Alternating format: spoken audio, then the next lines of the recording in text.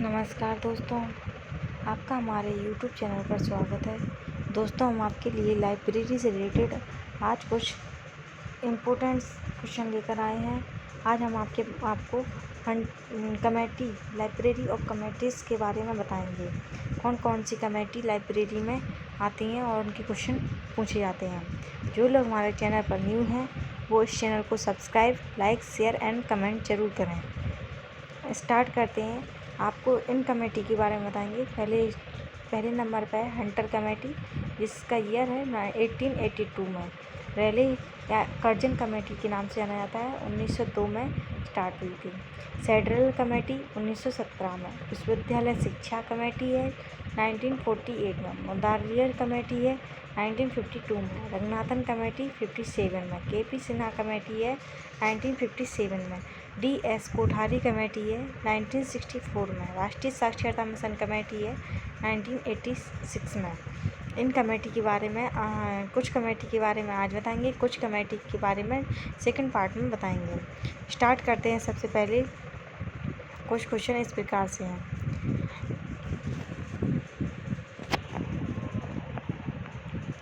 भारत में पुस्तकालय विकास के लिए सरकार द्वारा नियुक्त प्रथम आयोग कौन सा था? हंटर आयोग। हंटर आयोग का दूसरा नाम क्या है? भारतीय शिक्षा आयोग। भारतीय शिक्षा आयोग का गठन 3 फरवरी 1882 किसकी अध्यक्षता में किया गया था? विलियम्स विल्सन हंटर की अध्यक्षता में। हंटर आयोग किस वर्ष नियुक्त किया जाता था? 1882 में। हंटर आयोग किसके द्वारा नियुक्त किया जाता? लॉर्ड रिपन के द्वारा। हंटर आयोग ने अपनी रिपोर्ट कब किसकी अध्यक्षता में जमा की थी? सर विलियम्स विल्सन हंटर, जिनका जन्म हुआ था 15 जुलाई 1840 को। 6 फरवरी 1900 में इनकी मृत्यु हुई थी। की अध्यक्षता में कमीशन ने अपनी रिपोर्ट जमा कर दी थी।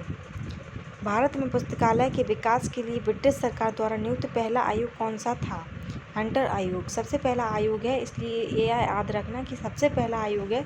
कोई भी क्वेश्चन इस प्रकार से पूछा जाएगा कि तो उसका आंसर हंटर आयोग ही होगा। जैसे ये भारत में पुस्तकालय विकास के लिए ब्रिटिश सरकार द्वारा नियुक्त पहला आयोग हंटर आयोग। इसी प्रकार से ये क्वेश्चन था कि भारत पुस्तकालय विकास के द्वारा सरकार द्वारा नियुक्त प्रथम आयोग कौन सा था? हंटर आयोग। तो पहला आयोग है यह, इसलिए इसका नाम है हंटर आयोग। 1882 सर विलियम हल्टन के द्वारा तैयार किया गया था। अगला है सैयद मोहम्मद और भूदेव मुखर्जी, आनंद मोहन बोस एंड KT तेलंग का संबंध किस आयोग से है? इनका सबका आयोग हंटर आयोग से है। ये क्वेश्चन हंटर आयोग से रिलेटेड है, मोस्ट इम्पोर्टेंट क्वेश्चन है। यही क्वेश्चन पूछे जाते हैं हंटर आयोग से। हंटर आयोग है, इन्हीं से ये क्वेश्चन आते हैं, लाइब्रेरी में पूछे जाते हैं। और अगला स्टार्ट करते हैं फेडरल आयोग।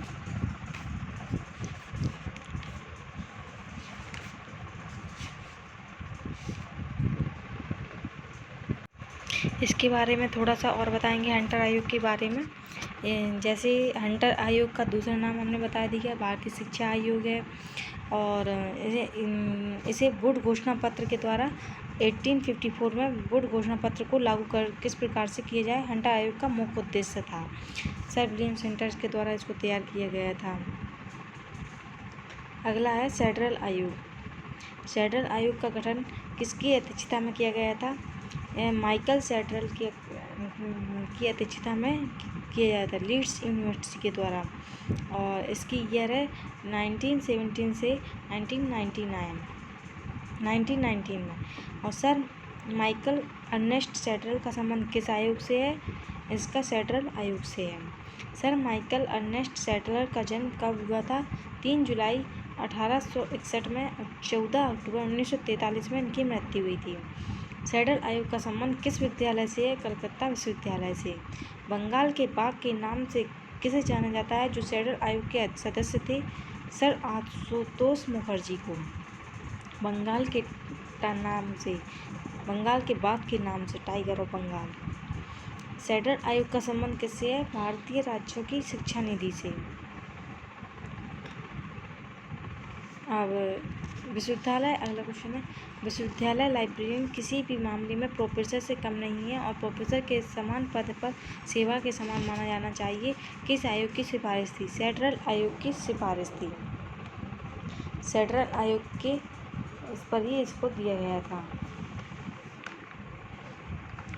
अगला है, सेड्रल आयोग का गठन कब किया गया था? 1917 से 1990।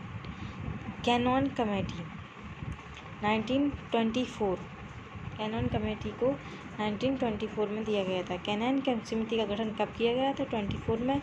कैनन समिति का संबंध किस प्रकार की पुस्तकालय से है? पब्लिक लाइब्रेरी से है। और पब्लिक लाइब्रेरी का कैनन कमेटी ने रिपोर्ट कब प्रस्तुत की थी? 1927 में। सार्वजनिक पुस्तकालय देश की समृद्धि के महत्वपूर्ण साधन है तथा समाज की सभ्यता तथा शिक्षा की प्रगति के लिए आवश्यक है। ऐसे पुस्तकालय मनुष्य को उसके जीवन संघर्ष में सहायक सिद्ध होते हैं। यह शब्द किस समिति के द्वारा अपनी रिपोर्ट में कहे थे? कैनन कमेटी ने कहे थे। अगला है, कैनन समिति का संबंध किस देश से है? यूनाइटेड किंगडम, ब्रिटेन से। अगला है, सर फ्रेडरिक कैनन का संबंध किससे है और इसने रिपोर्ट कब प्रस्तुत की थी? कैनन कमेटी का संबंध फ्रेडरिक कैनन ने है। 1927 में रिपोर्ट को कैनन रिपोर्ट के द्वारा प्रस्तुत किया गया था। अगली है कमेटी, राधा कृष्ण आयोग कमेटी। यह 1948 में तैयार की गई थी। और राधा कृष्ण